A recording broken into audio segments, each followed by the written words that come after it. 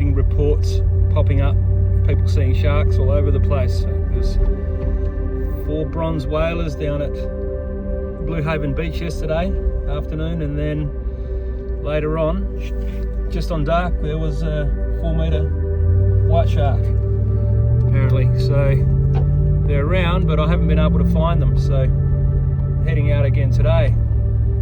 But the only problem with today is it's blowing 30 knots, so I'm not too sure whether I'll get the drone up or not, but you know, the sharks don't care.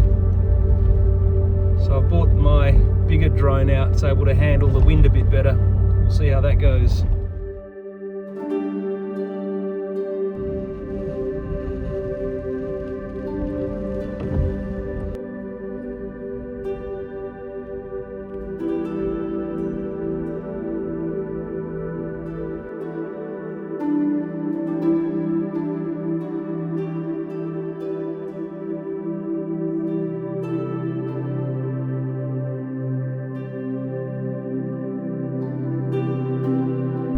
Oh, this is just way too sketchy, even with this big drone. 30 knots is just way too windy.